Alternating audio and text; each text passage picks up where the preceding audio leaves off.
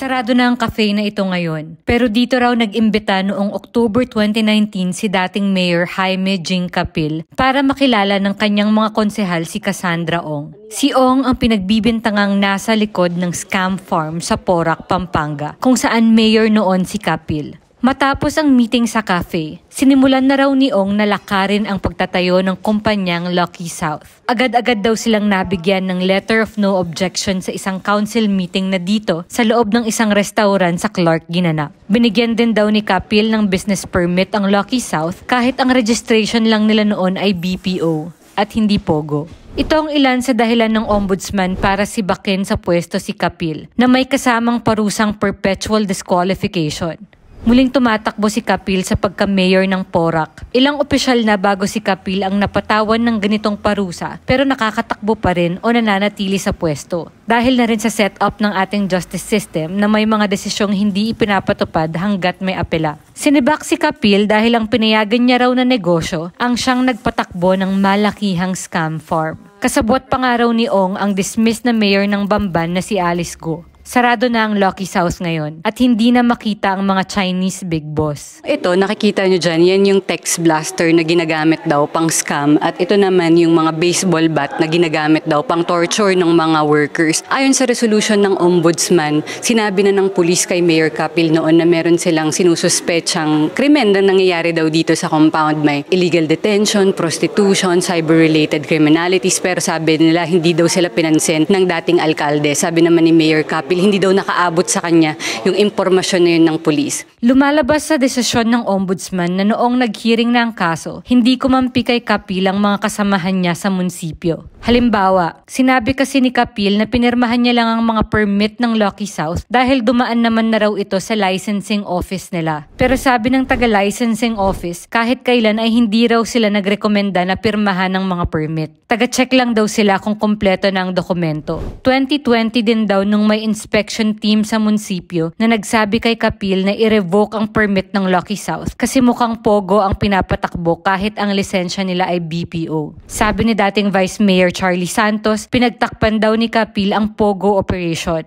Lalabanan ni Santos si Capil ngayon sa pagka-mayor. Ang mga sinabi ng licensing officer at dating Vice Mayor ay puro mga kasinungalingan daw, sabi ni Capil. Nilaglag at pinagkaisahan daw siya. Nagtiwala daw siya na masinsing ginawa ng licensing officer ang trabaho niya, kaya pumirma lang daw siya sa permit. Nagsisisi daw siya kung bakit niya pa pinapasok ang Pogo noon sa kanyang bayan, kahit legal ito noon sa ilalim ni Pangulong Rodrigo Duterte. Halos wala naman daw na itulong ang Pogo sa Porac. Parang minalas nga lang daw sila at nasa parteng Porac ang kalakhan ng lote.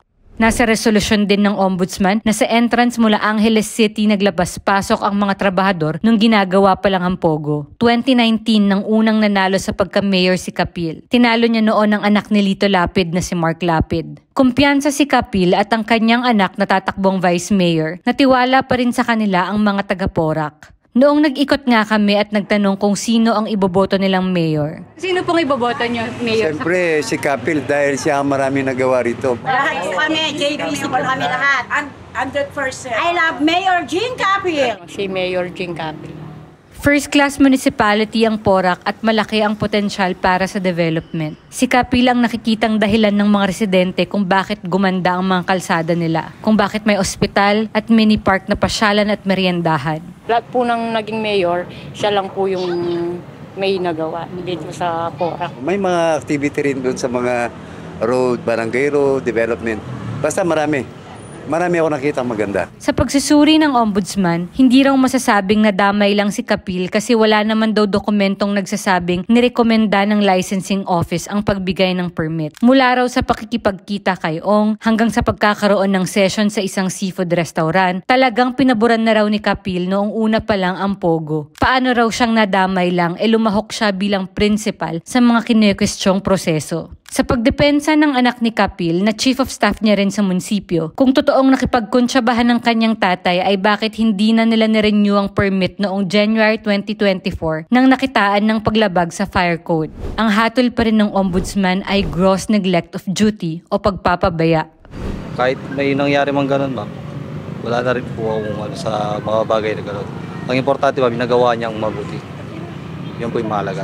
Naniniwala si Kapil na siya ang kailangan ng mga kababayan niya. Yung kurita mo, makisabi na ako, mag-give up na ako, kaya na ako tatagal.